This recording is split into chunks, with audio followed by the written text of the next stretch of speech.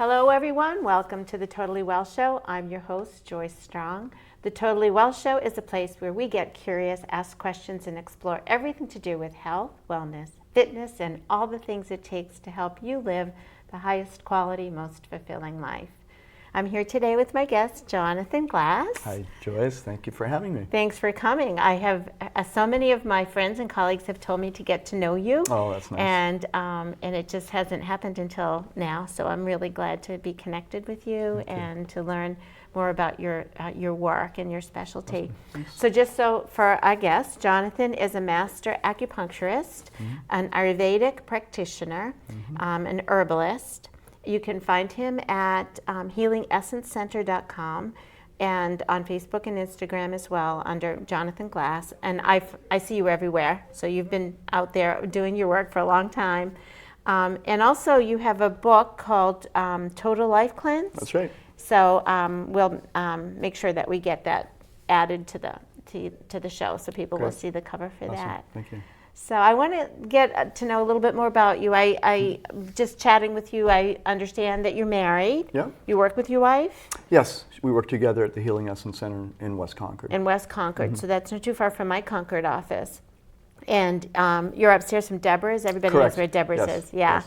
That's such a nice neighborhood. It's a great spot. Yeah. We love it over there. Yeah. It's really great. Yeah. And you have two children? 2 boys. Yeah. Yep, 22 and almost 18. Yeah. Are they still home? One is in college. Yeah. And he's in Europe, and he's actually coming back this Thursday. Oh, wow. Yeah. So it'll we're be nice excited. to Yeah, it'll be reconnect, great. to have him home. Is he Totally. home for the summer? Yeah. Yeah.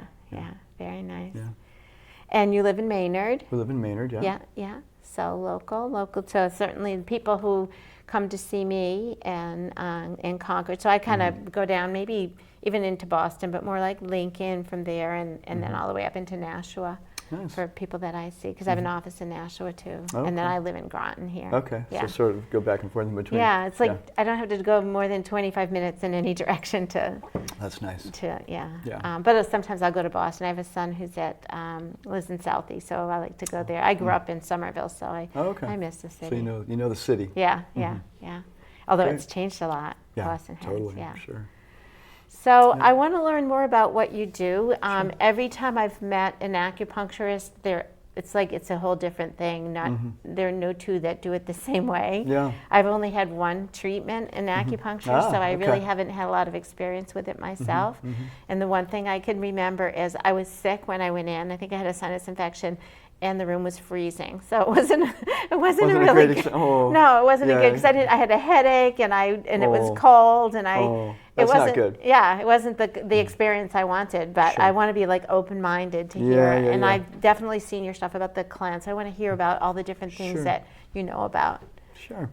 Well, first of all, I really value making my patients feel very comfortable when they're on the table. Yeah. So the temperature is always right, and so I'm very into that. I started out doing massage therapy, back in the 80s. Okay. And I think that was, it was a good doorway into healing and making contact with people and getting rapport and things like that. Acupuncture can be, if I think training has something to do with and teachers and that kind of thing. Yeah. It can be clinical.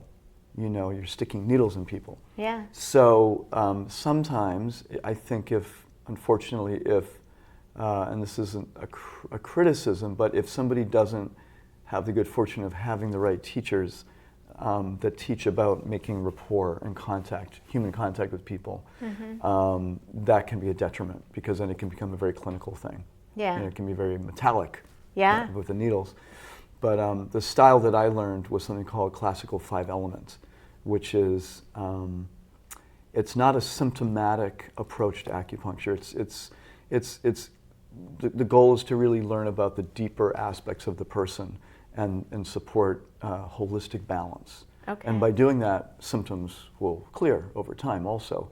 So it does work symptomatically, but it's really working deeply energetically with the patient. And you called it 5 elements? Classical 5 element is called, yeah. Can you talk more about that? Sure, yeah. It's a beautiful system. Without getting into too much detail, in 5 element acupuncture, there are considered to be 5 elements that make up this world, earth, water, fire, metal, and wood. And metal corresponds with air, and wood corresponds with something called ether. And each element includes organs. So for instance, I'll just give one example, would be the wood element, and in the wood element is the liver and the gallbladder. And then it's related to the season spring. So, and then Chinese medicine goes very deeply into what characteristics, what are the physical functions of the wood element, the liver and gallbladder. Then it also looks at what are the mental and emotional correspondences. So every organ has an emotional correspondence. So for instance, the liver is anger. So the liver holds anger, but it also holds excitement, hope, curiosity, spring-like energies. But when those energies are suppressed, then we get angry. Right? If our curiosity and creativity and self-expression, if that gets suppressed in one way, based on life, by people in our life, by situations, but also diet can do it. If we eat too much junk food, too much bad fats, drink too much alcohol, if we abuse the liver, then people will tend to get more irritable. It's interesting, So then the kidneys hold fear, lungs hold grief. So anyways, with 5-element, what we're doing is we're making an assessment of the person based on things like the hue of the skin color, the sound of their voice, their predominant emotion, the color, sound, odor, actually the odor of a person. Everybody has predominant odor. And then by doing that, we assess what's called their constitution, or their causative factor. What is their weak link in the chain of the 5 elements? And the weak link, it's really not a weak link, because what it really is, it's your strength and your weakness. Where somebody who may be sort of always lingering in the wood element, they may tend to be irritable, but they also may be extremely creative, extremely inspiring, extremely goal-oriented, can make things happen. But on the bad day, the other side, they're very irritable. They can be quick with their words. They can be very direct, or even too direct sometimes. So that's an example. So what we do in 5-element is we really focus on balancing that primary element, and what happens, it affects the whole system. So all the other elements in the body, the heart becomes happier, the kidneys become happier, the lungs become happier, everything comes into balance, and people feel much more connected to themselves. What we call the innate intelligence of the body starts working better. In Ayurveda, this is called buddhi. Buddhi means innate intelligence. So the whole system of acupuncture, really, in a nutshell, is to help support the innate intelligence, which we all have already, to work better, to remove the obstacles to that. So that's what we're doing. So that's 5-element, and then I've learned a few other systems which are truly much more symptomatic, which are beautiful. So if someone comes in with neck pain, then there's stuff you can do for just treating the neck, or knee pain, just doing. So it works nicely together, sort of go deep on one level, and then in one sense superficial on another level. But it's not really superficial, because if you can relieve someone's pain, that's a significant thing. So, and acupuncture is actually very good for that. A lot of people don't know that acupuncture can be very helpful for pain relief. I have heard that, and I really love the way you described it, because one feels foundational, exactly, and the other, is coming at it from another point symptomatically. But they're it's a lot like what I do, where people come to me for performance coaching or nutrition, functional nutrition, but we end up not talking about food, because it was really more about something going on in their life, or their ability to communicate and get their needs met, or feel worthy. All the different layers, right? So by addressing the root cause, the foundation, we both see the world very similarly that way. I love learning this different vocabulary, though, and different approaches, and what we're comfortable with, or skilled at, or have been around us, that we all have our own special way to do it. So this is so good for me to expand what I know, and and be able to help more people. Now, you call yourself an Ayurvedic practitioner. Can you help with explaining Ayurvedic to people in a nutshell? In a nutshell. So in Ayurveda, Ayur means life, Veda means knowledge. Okay. So in a nutshell, Ayurveda means knowledge of life. And it's a system of medicine from India that was developed thousands of years ago.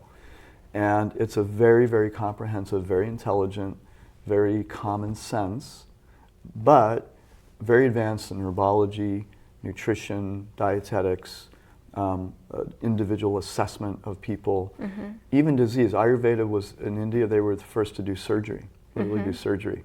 So it's not a small thing. It's not sort of a cute, new age kind of system. It's very, very advanced.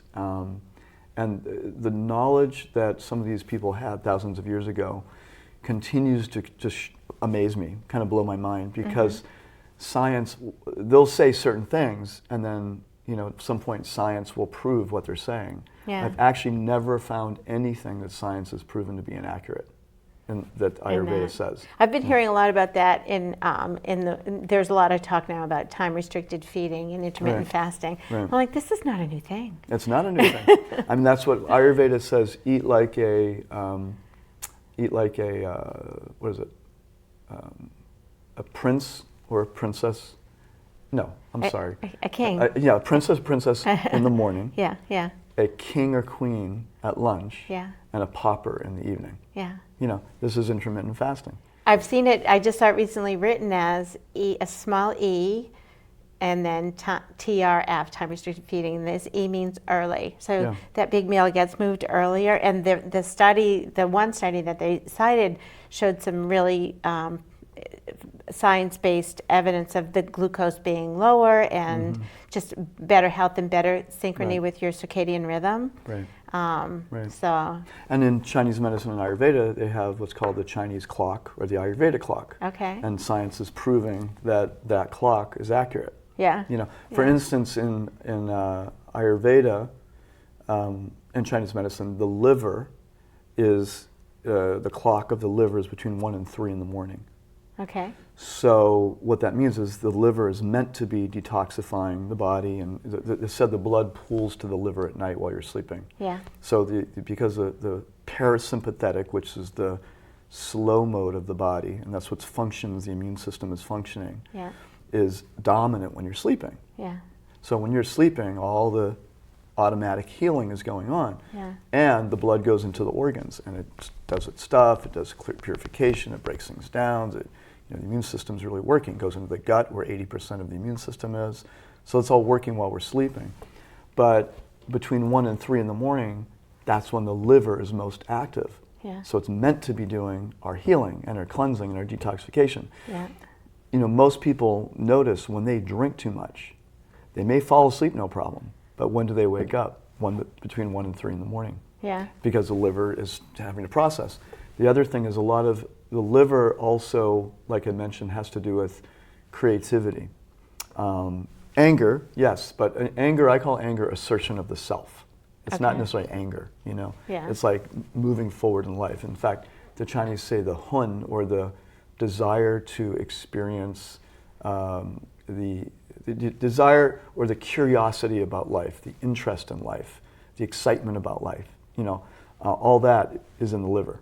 Okay. So that's why in Chinese medicine and Ayurveda gives so much importance to the liver, because if we abuse the liver, then people tend to become depressed. Yeah. They become less excited about life, less interested. They can't plan. They have no vision for their life. They lose vision and interest, things like that. So anyway, we had a woman during one of my cleanse programs when we were explaining this, and all of a sudden she said, "What?" like that, really loud, and we're like, "What's happening?" She goes, "I'm a liver ward nurse," and she says, between 1 and 3 in the morning is always when we get the emergency, you know, things happening. And she was just shocked to see that there was that correlation between. Isn't that funny? Yeah. So very interesting. So these things, this biological clock is very important, and it's a reality. And again, like you said, Western science is starting to prove it. Yeah. It's cool. It's cool. A little sad that, and that's one of the motivations for me to do the Totally Well show, is to have more and more people see different ways for us to take care of ourselves, take charge of our health, and approach it from just kind of opening our thinking up to different ways of healing. And even if it sounds different, try it. If there's no downside, a lot of the things that I'm finding definitely with what I do is there's not a downside. I'm saying don't eat this food, this particular thing, or sleep these out. It's free. It doesn't cost anything. I'm not, it's not hurting your pocketbook. It's not costing you money, in any other way. So maybe instead of adding things or cutting things, we can try taking some things out, like you used, I think, removing some obstacles. Right. Yeah. Absolutely. Yeah. Yeah, totally. Really thinking of it broadly. So. Yep.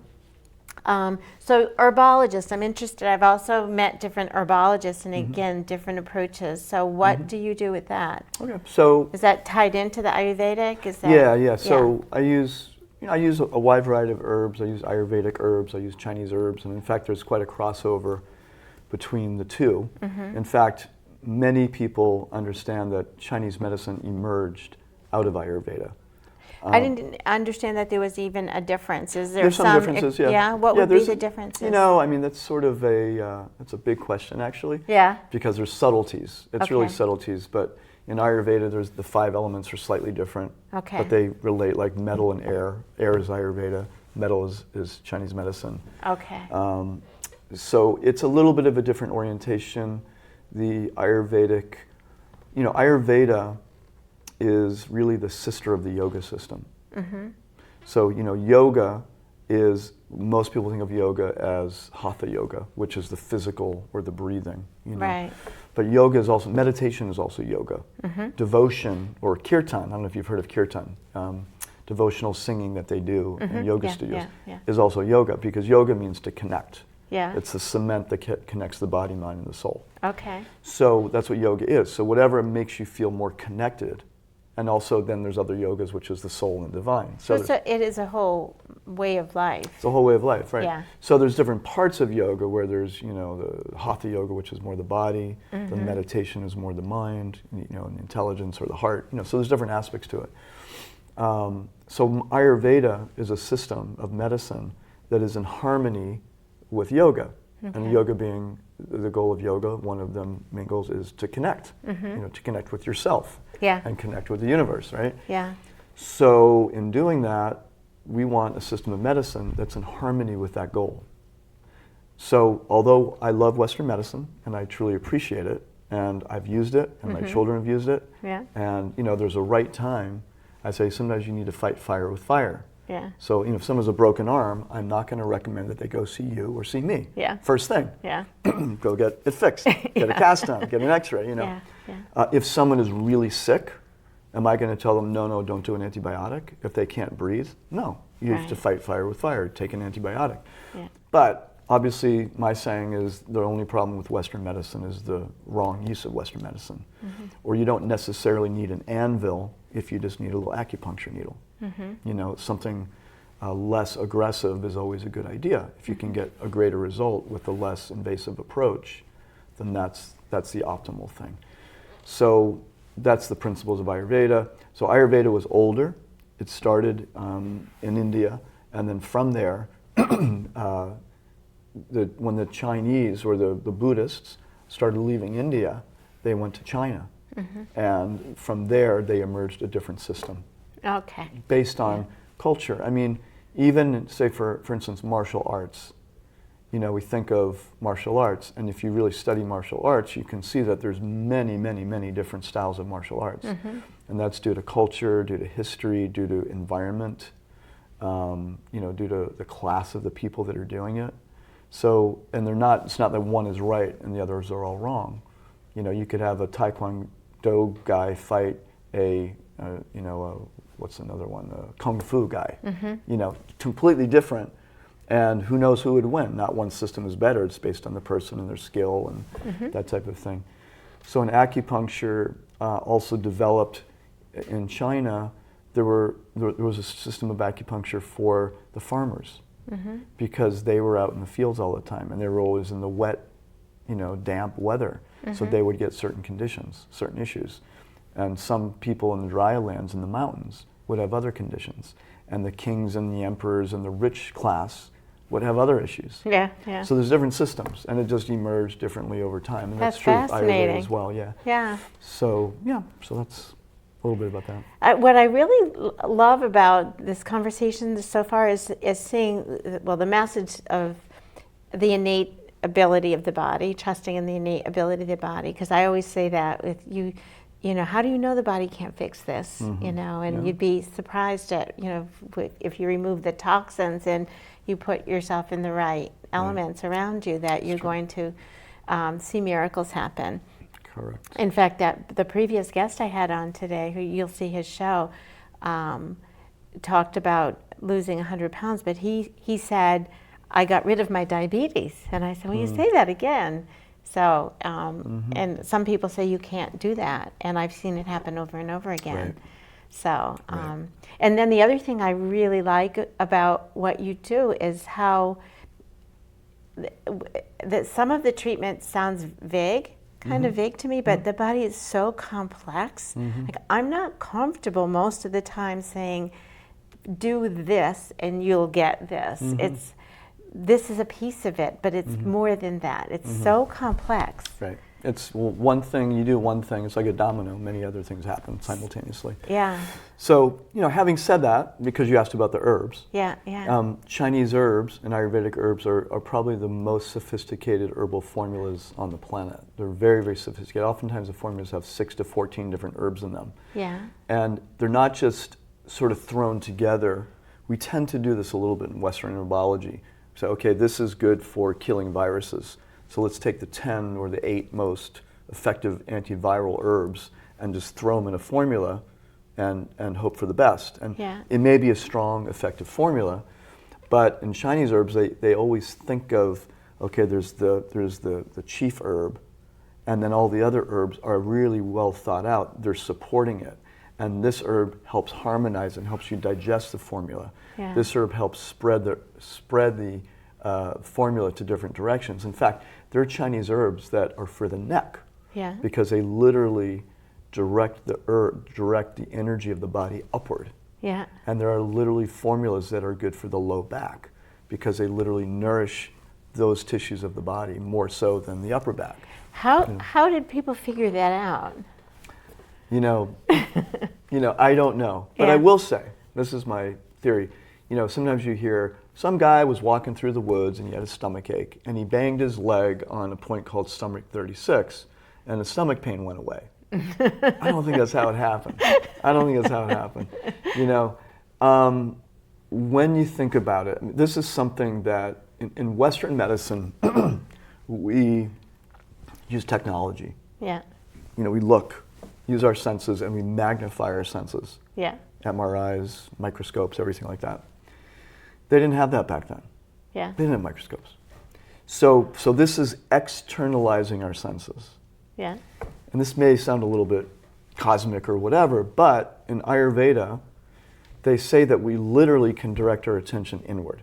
Yeah. It's called prana. Prana means directing your attention inward. You can direct it outward, which is called udana, and prana, and we go inward. Okay. So these people, when you think about it, some of these sages living in the mountains, living by the rivers, at a time when there were no cell phones, no television, no distractions, not even cars, mules or horses or elephants or camels, right? But these people were committed, and probably for thousands of years they had ancestral lineages of master doctors, and they meditated, they did yoga, they did Tai Chi, they looked within, they connected to nature. They connected to nature. I'm going to say it 3 times because it's so important. And they saw that what was in nature was also inside themselves. Yeah. And by studying the water, they understood the water element in them, and vice versa. By studying the heat of the sun, they understood. So when a Chinese doctor, when they started studying herbs, they would find herbs that changed the qualities inside the body. So here's an example. If someone has a bad cough, okay, in Western medicine we say they have a bacterial infection in the lungs. Maybe they're coughing, there's a lot of mucus and it's green. Okay, that means a bad lung infection, right? Yeah. We all know that, so we need antibiotics. So what the Chinese do, they don't talk about bacteria, they didn't talk about viruses, they didn't talk about, this or that. But what they talked about was that person has a damp heat condition in their lungs. Yeah. There's dampness, which is the mucus, and the heat is the green. Yeah. Okay. So they have formulas that eliminate damp heat in the lungs. Yeah. Turns out now when Western medicine studies those herbs, guess what? They have an abundance of natural antibiotics in them, antivirals, antifungals in those herbs. So the Chinese didn't look at it and say, oh, here's a good antibiotic, here's a good antifungal, antiviral. No, this is a good anti-damp heat in the lungs, because they were looking at it from nature. They could go by taste. Even a taste of thing, sweet taste, for instance, increases dampness. Okay, a bitter taste or stringent taste will decrease dampness in the body. So just by tasting the herb, they could understand what kind of impact it had on the body.